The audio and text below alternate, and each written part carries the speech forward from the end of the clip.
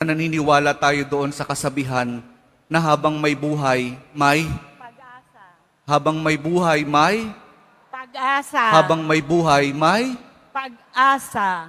pagsubok. Dahil tayo katiwala ng Diyos, binibigyan din niya tayo ng iba't ibang klase ng pagsubok.